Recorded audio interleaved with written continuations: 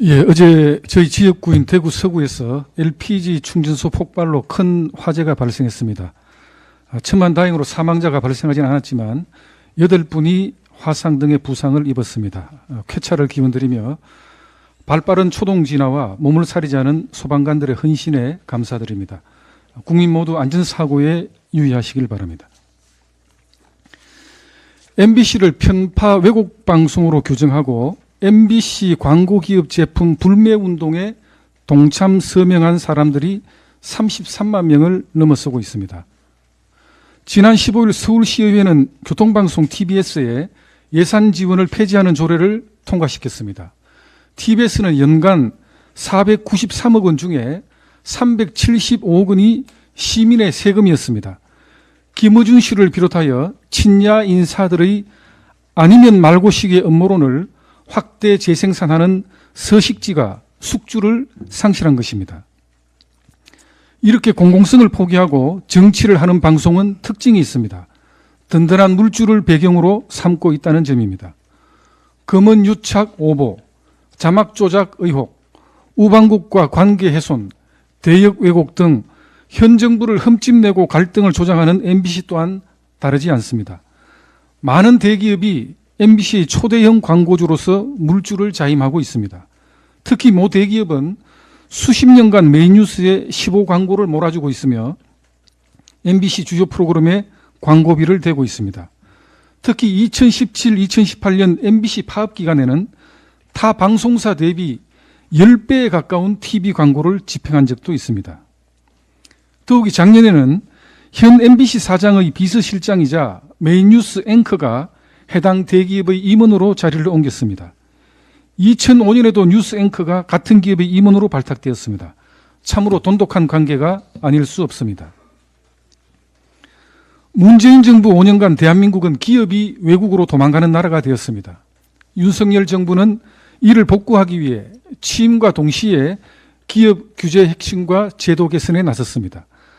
8월 15일 광복절에는 특정 대기업 총수를 포함한 경제인 사면 또한 단행했습니다. 그동안 MBC는 윤석열 대통령과 현 정부의 악의적인 보도와 의도적인 비난으로 뉴스를 채워왔습니다. 그럼에도 불구하고 MBC의 각종 프로그램은 유력 대기업의 광고로 도배가 되고 막대한 수익을 올리고 있습니다. MBC 광고 제품 불매운동에 동참하고 있는 분들은 사회적 기업이자 국민의 기업인 삼성과 여러 기업들이 MBC에 광고로 동력을 제공하는 것을 즉각 중단해야 하며 이는 선택이 아닌 의무라고 역설합니다. 공영방송을 자처하고 있는 MBC와 광고주들의 귀를 기울여야 할 대목입니다. 민주당이 쏘아올린 이태원 희생자 명단 공개로 인해 큰 파장이 일고 있습니다. 친야당 매체들의 유족 동의 없는 일방적인 명단 공개에 이어서 천주교 정의구현 사제단까지 추모 미사에서 이름을 호명하며 사실상 명단을 공개했습니다. 심지어 더 탐사는 희생자 명단 공개 방송 후에 떡볶이 판매를 위한 먹방까지 했다고 하니 추모를 내세우며 도대체 무슨 일을 벌이고 있는 것인지 차마 입에 담기조차 힘듭니다. 이런 가운데 민주당 일부 의원들이 이태원 희생자 온라인 추모 공간을 만들겠다고 합니다. 숫자가 아닌 사람으로, 익명이 아닌 실명으로 모두를 기억하겠다고 합니다. 동의하지도 않은 일방적인 실명 공개는 유족들에게 또 다른 상처를 주는 것이자 명백한 2차 가해입니다. 누가 우리 아이 이름 불러달라고 했냐는 유족의 분노가 들리지 않습니까? 실명 공개를 공식 주장한 민주당 이재명 대표와 민주당 지도부는 정작 사과는커녕 아무런 말이 없습니다. 국가적인 슬픔을 두고 가볍기 그지없는 정치적인 언행과 선동을 당장 멈춰주시기를 강력히 촉구합니다. 한편 희생자 명단 공개에 대해 16일 경찰이 수사에 착수했다고 합니다. 조속한 진상 규명을 기대하며 이러한 명단 유출에 일말의 불법이 있었다고 한다면 그 관련자들은 엄정한 처벌을 받아야 할 것입니다. 이상입니다. 오늘은 자칭 언론이라고 칭하는 몇몇 매체들의 추악한 돈 잔치에 대해서 말씀드리겠습니다.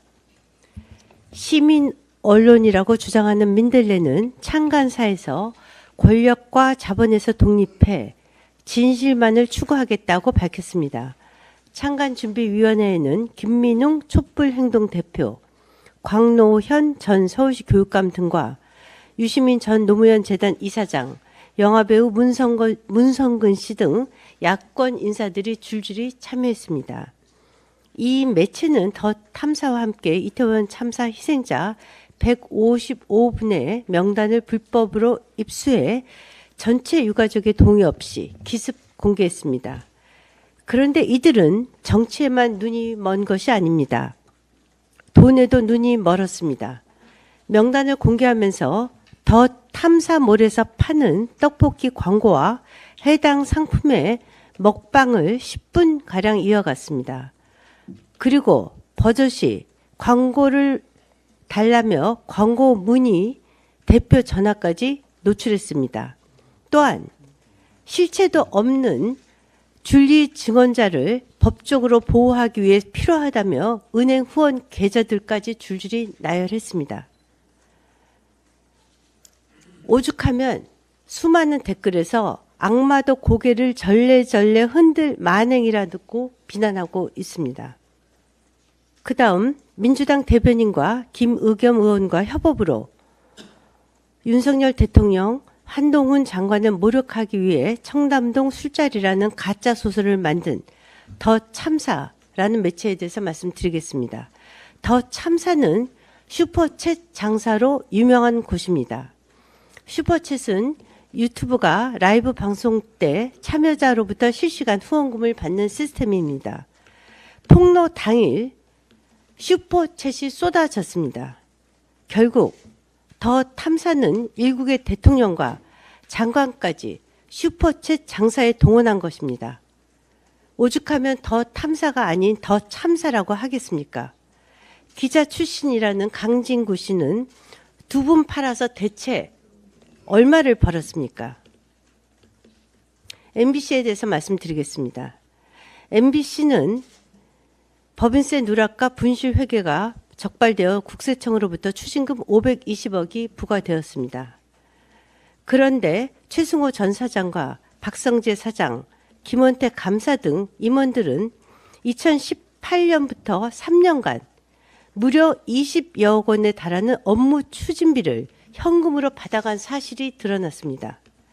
10명 안팎의 임원들이 1인당 수천만 원의 개인 계좌로 받아서 사용한 것입니다.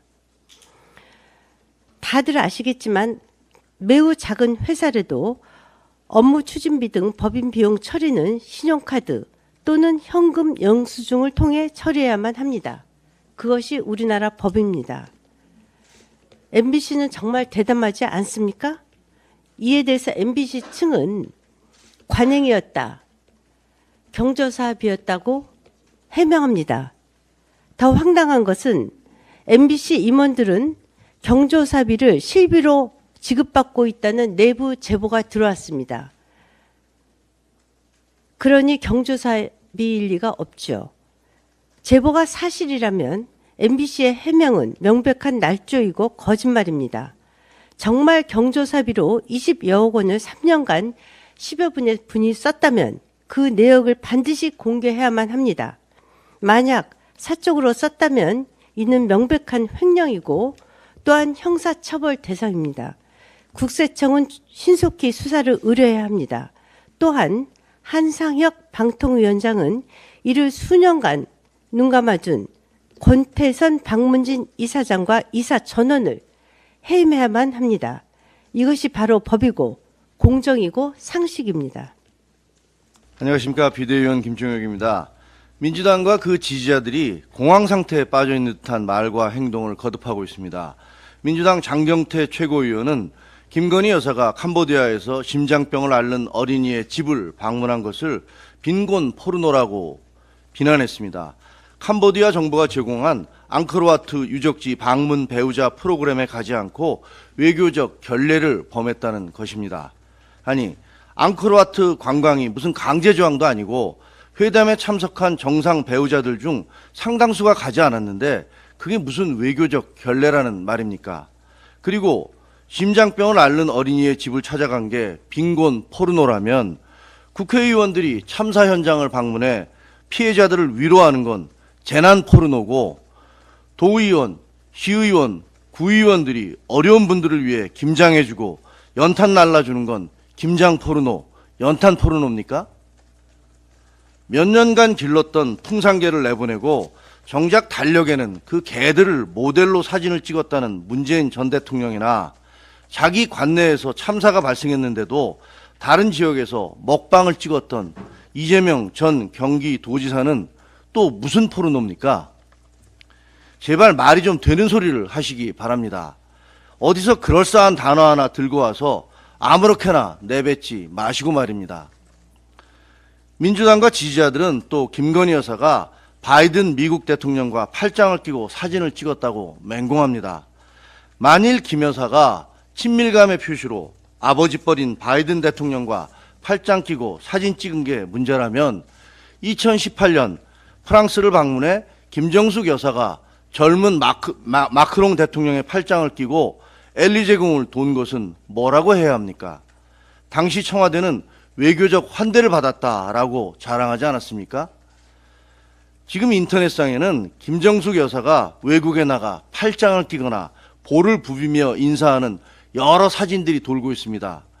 또 문재인 대통령의 품에 안겨 활짝 웃는 고민정 의원의 사진도 있습니다. 지금까지 국민의힘이 그런 걸 문제 삼은 적 있습니까? 도대체 민주당과 지지자들은 언제쯤 기, 승, 전, 김건희 여사의 강박에서 벗어나고 그 어설픈 전략을 포기할 것입니까? 민주당과 지지자들이 왜 이러는지 잘 압니다. 대장동 수사가 본격화되면서 검찰이 이재명 대표에 대한 수사망을 좁혀가고 있기 때문일 것입니다. 하늘이 무너지는 것 같겠죠. 하지만 모든 사람은 법 앞에 평등합니다. 아니, 평등해야만 합니다. 그것이 헌법에 지엄한 명령 아닙니까? 대통령 탄핵 촛불 시위 당시 길거리에 울려 퍼졌던 구호가 떠오릅니다. 어둠은 빛을 이기지 못한다. 꼭 그렇게 될 것으로 믿습니다. 이상입니다. 오늘 수학능력 시험을 치르는 모든 수험생들이 노력한 만큼 좋은 성과를 내기를 진심으로 응원합니다. 금주에는 여야 없이 오늘 수능을 치르는 청년들을 위해 응원 메시지가 넘쳐났습니다.